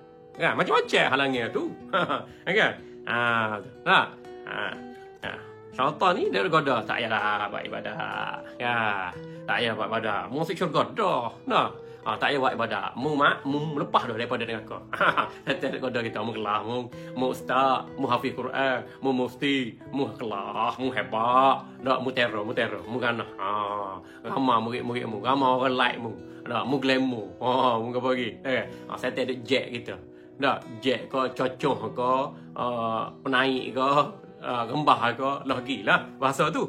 Tapi ingat, walaupun kita berjaya menghadapi halangan taubat, Tapi kita kena sedar bahawa ada rintangan lain lagi yang akan menghalang kita dalam perjalanan menuju pada Allah. Yang pertamanya dunia, nikmat mata benda dunia. Yang keduanya manusia yang mempengaruhi sekitar dalam kehidupan kita. Yang ketiga syaitan yang cuba mengganggu, menyesak, menggoda kita daripada jalan Allah. Yang keempatnya nafsu. Nafsu ni hak ada dalam diri kita sendiri. Kita ada 3 peringkat nafsu hak utama. Yang pertama nafsu jahat, nafsul ammarah bisu, nafsu jahat. Buat jahat. Menyuruh kita buat jahat semua. Yang keduanya nafsu lawamah. Hak tadi inna nafsal ammara bisu'i illa ma rahimar rabbi. Nafsu jahat tu sesungguhnya sentiasa menyuruhku berbuat kejahatan, melainkan ia dirahmati oleh Allah. Itu nafsu jahat. Suruh kita buat jahat je. Yang keduanya nafsu lawamah. Jiwa menyesal. Fala uqsimu bin nafsil lawamah. Kata Allah, aku bersumpah dengan jiwa manusia. Jiwa manusia ni ada rasa menyesal. Mau jadi Perdana Menteri pun makan menyesal. Mau jadi sultan pun makan menyesal. Mau jadi hakim pun makan menyesal. Mau kaya pun makan menyesal. Mau comel pun makan menyesal. Mau apa lagi? Mau ustaz pun makan menyesal. Mau profesor pun makan menyesal. Mau ahli perniagaan, mau orang glamour, mau artis pun makan menyesal. Fala uqsimu bin nafsil lawamah. Aku bersumpah dengan jiwa manusia yang rasa menyesal. Betapa agungnya Allah Subhanahu Wa Taala. Boleh beri kita satu kenyataan begitu. Allah, betapa lemahnya kita tuan-tuan sebagai makhluknya. Itu nafsu ni, hak bahaya ni. Nabi SAW bersabda, asyadu a'daika nafsuka allati baina jambaika. Rawahu Abu Daud. Musuh kamu yang paling dahsyat, musuh kamu yang paling teruk ialah nafsumu sendiri. Hak ada dalam celahan dada kamu. Ni kita nak kena jaga ni nafsu jahat tu.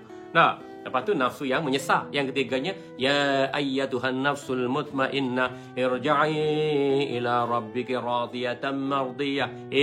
Jiwa manusia yang tenang, kembalilah kamu pada Allah Tuhan kamu. Rabbiki radiyatan, kembalilah kamu pada Allah Tuhan kamu. Radiyatan, dalam keadaan redha segala qada ketentuan Allah, mardiyah, dan Allah meredaimu. Nak mati sebab kawin itu satu hal. Nak mati sebab macam mana?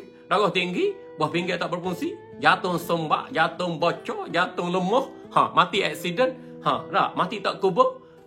Tu tak kisah, tu sebab duniawi je. Tapi hak paling beratnya, matilah dalam keadaan kamu beriman pada Allah, selamat. Matilah dalam keadaan kamu beribadat pada Allah, selamat. Matilah dalam keadaan hatimu bersih daripada sifat yang keji dan hiasi hatimu dengan segala sifat yang terpuji. Selamat. Lebih selamat daripada Kasim selamat. Kasim pun cocok mata. Dr. Ismadi operate mata dia tu, kebah anak dia, kebah bini dia. Cocok mata sendiri Kasim. Kerja Kasim gesek biola, gesek apa main saksofon saksofon tu. Kerja kita bukan main saksofon, bukan main biola, bukan main badminton, bukan main bola, English Premier League atau League One France, ataupun nak cari kejohanan bola sepak Piala Dunia. Kerja kita nak cari piala akhirat, bahagia dunia dan harmoni di akhirat. Jadi walaupun kita ni mudah bertaubat dan melepasi halangan taubat, tapi kena ingat ada 4 perkara yang merintangi perjalanan kita menuju pada Allah. Nikmat dunia yang menipu daya, manusia yang ada sekitar kita, syaitan yang menggoda, dan nafsu yang jahat yang suruh kita melakukan kemaksiatan dan keturhakaan pada Allah Subhanahu Wa Taala. Kalau kita boleh mewaspadai diri kita daripada 4 ancaman perkara ni, maka kita mudah berjalan melangkah menuju pada Allah Subhanahu Wa Taala. Kerana 4 ancaman ni kita tahu dunia. Bagaimana nak menghadapi nikmat dunia yang menipu daya? Wa mal hayatud dunya illa mata'ul ghurur tu. Bagaimana? Caranya Imam Ghazali kata, fayahtaju ila qat'iha bi arba'ati umur. Kalau mari 4 ancaman, 4 halangan atau rintangan, maka kita lepasi keempat-empat rintangan ni dengan 4 cara. Yang pertama, fayahtaju ila qat'iha bi arba'atil umur. Yang pertama, tajarrudi 'anid dunya wa tafarrudi 'anil khalqi wa muharabati ma'a syaitani wal qahri li nafsi. Dia kata, kalau 4 halangan yang menghalang diri kita dalam perjalanan menuju kepada Allah setelah bertaubat, kita selesaikan 4 halangan itu. Halangan pertama, halangan dunia. Nak hadapi halangan dunia tu, yang pertamanya tajarrudi 'anid dunya. Kita kena bersihkan diri daripada keinginan terhadap nikmat dunia yang membuat-buat. tajarrudi anid dunia. Bersihkan diri, bersihkan hati daripada mengejar mata benda dunia yang membuak-buak dalam dada kita. Makna ambil dunia untuk akhirat, mudah je transformasi. Ambil dunia untuk akhirat, makan sekadar ibadat, minum sekadar ibadat, bini sekadar ibadat. Kita katakan apa? Harta sekadar ibadat. Pangkat sekadar ibadat. Kita letak situ. Selamat dan berjayalah kita dunia. Nikmat dunia tak menipu daya kita. Kita guna dunia sebagai alat untuk ibadat. Sebab mata hati kita melihat perjalanan pada Allah untuk menuju akhirat. Situ duduk. Yang keduanya, nak atasi halangan makhluk manusia yang mempengaruhi kita ni, mudah je. Watafarrudi anil khalqi. Kena banyakkan ruang untuk mengasingkan diri dari manusia ramai. Kalau kita berkawan, kita bersahabat, pilihlah guru yang baik, sahabat yang baik. Kata-katanya baik, perbuatannya baik, dia orang baik, kita pun jadi baik. Asyik persahabatan kita dengan dia. Kan? Ni sahabat kita ni kaki takir belaka. Nak? Ada ruang sikit, apa nama ni? Kutub, celah, maki, hina, supoh, serana. Macam mana kita nak jadi baik? Kita pun masuk dalam grup yang sama-sama kita seperti mereka. Jadi, untuk mengelakkan orang ramai mempengaruhi kita, kita dipengaruhi isteri, dipengaruhi suami, dipengaruhi anak, dipengaruhi jiran, dipengaruhi rakan-rakan di tempat kerja ataupun pejabat atau dalam komuniti kita tu, maka kita kena tafarrudi anil khalqi. Kena banyak mengasihkan diri daripada orang ramai. Mengasihkan diri dengan apa? Dengan zikir. Mengasihkan diri dengan semaya. Mengasihkan diri dengan puasa. Mengasihkan diri dengan selawat. Mengasihkan diri dengan ibadat. Mengasihkan diri dengan zikrullah. Bukan mengasihkan diri dengan tengok TV di rumah. Mengasihkan diri dengan tidur. Mengasihkan diri duduk dalam gua. Mengasihkan diri duduk dalam hutan. Tapak tak guna juga. Letih bah. Mengasihkan diri ni, mengasihkan diri daripada orang ramai supaya mereka tak sibukkan kita, tak habis masa kita dalam perkara-perkara yang sia-sia atau menipu daya daripada nikmat dunia. Mengasihkan diri dengan melakukan ibadah. Sebab hidup sebenar hidup akhirat. Baik, yang ketiganya, kalaulah syaitan tu tipu daya kita, pujuk rayu kita, jangan buat ibadat, mu ahli syurga dah, mu selamat daripada neraka dah, mu tak lebar, mu syekh, mu hafiz, syaitan duk waswas kita, syaitan duk syubhat kita, syaitan duk tipu daya kita. Macam mana cara untuk kita hadapi? Wal muharabati ma'asyaitan. Lawan pujuk rayu syaitan. Lawan waswas syaitan tu. Lawan tipu daya syaitan tu. Sebab tu nak lawan dengan apa? Lawan dengan ilmu. Ilmu tadi, ilmu akidah Ahlussunnah wal Jamaah. Ilmu yang berkait dengan fiqh. Tak ada dah was-was. Tak ada dah was-was. Kita apa hukum ambil vaksin? Harus boleh ambil, harus tak boleh ambil. Apa nak main paksa-paksa ni? Nak main paksa orang ni. Mu paksa pak mu dululah. Mu paksa tok nenek moyang mu dululah nak paksa orang buat apa? Tu. Bagus betul. Kasar bunyi tu. Kasar sikit je lah. Payah kita celak. Masuk agama Islam tak boleh paksa. Menikah boleh paksa. Tak boleh paksa menikah. Cerai boleh paksa. Tak boleh paksa cerai. Jatuh talak boleh paksa. Tak boleh paksa. Tapi ada benda hak boleh paksa. Vaksin. 2 dos. Pelik sekarang. Pelik.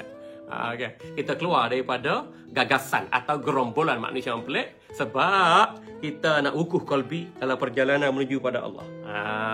Tak kira lah, asalkan sihat je lah. Asalkan sihat, kita tak mengutaratkan orang. Ikutlah. Ambil vaksin kau, tak ambil vaksin kau, ataupun ambil perubatan alternatif kau, silakan. Asalkan sihat, boleh buat ibadat, tak memutaratkan orang, silakan. Yang namanya paksa-paksa tu. Allah dan Rasul tak paksa kita. Kita ni manusia nak paksa orang. Huyo. Baik. Kalau syaitan ni menipu daya was-waskan kita, kita lawan dia. Kita lawan syaitan dengan ilmu akidah Ahlussunnah wal Jamaah. Kita lawan syaitan ni dengan dalil-dalil hukum hakam fiqh. Wajib, sunnah, haram, makruh. Jelas berlaku dah. Tu dia. Kita lawan dengan ilmu tasawuf. Nak was-was apanya? Tak maya ribu ka ila ma la yaribu. Kata Nabi sallallahu alaihi wasallam. Tinggal perkara yang meragukan kamu, buatlah perkara yang meyakinkan kamu. Tu dah. Nak ragu apa laginya. Tu. Saya kata taklah. Tak payah beramal lah. Tak payah beramal macam mana? Allah suruh kita beramal.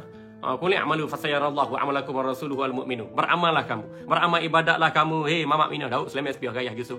Rakyat jelata sultan raja. Beramallah kamu. Wa qul i'malu fasayarallahu amalakum wa rasuluhu wal mu'minun. Nah, beramallah kamu kerana Allah dan Rasul melihat segala amal ibadat kamu. Dan orang beriman pun menjadi saksi terhadap apa yang kamu lakukan.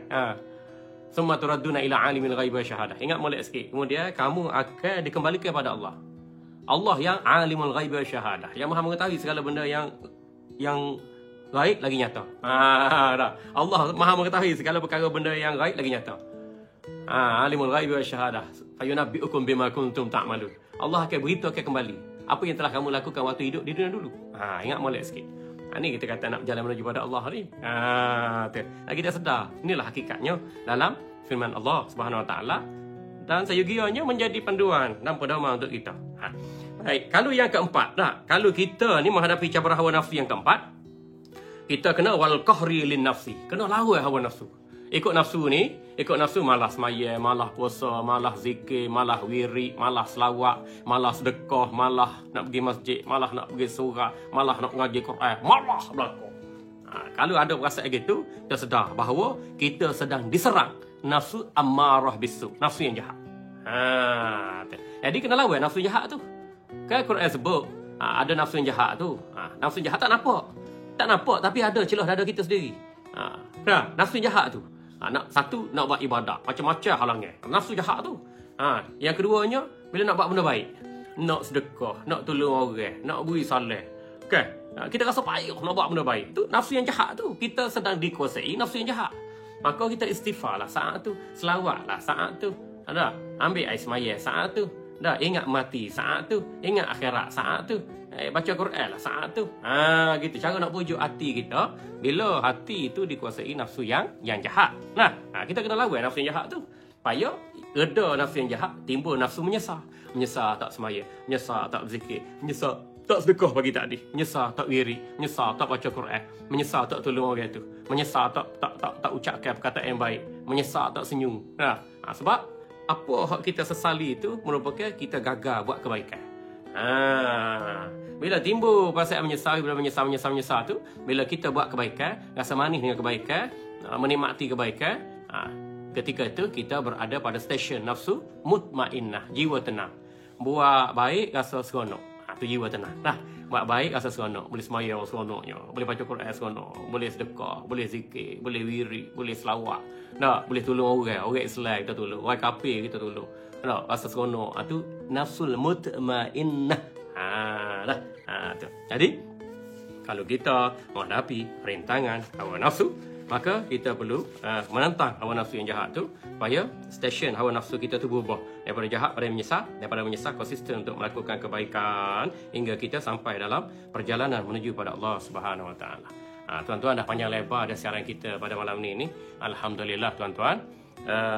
Saya rasa cukup kadar tu dulu untuk kupasan kita pada malam ini. Mudah-mudahan tuan-tuan dapat memahami butiran perkataan saya dengan baik. Dapat faham, dapat amalkan. Lepas tu kita minta dengan Allah agar beri kita kekuatan untuk bertaubat, beri kita kekuatan untuk melakukan ibadat, sebab hakikat hidup yang sebenarnya adalah berjalan menuju akhirat.